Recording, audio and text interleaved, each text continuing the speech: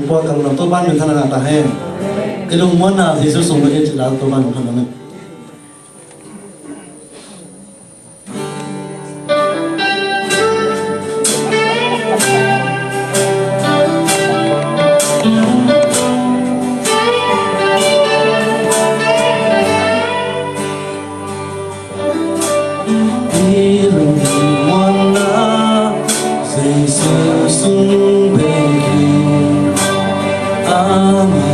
sung lung nồng nàn kiếp chung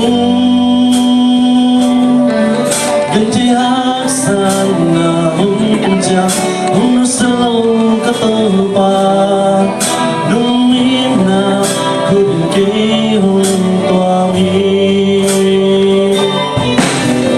lỡ bà vô in bà về áp vô sân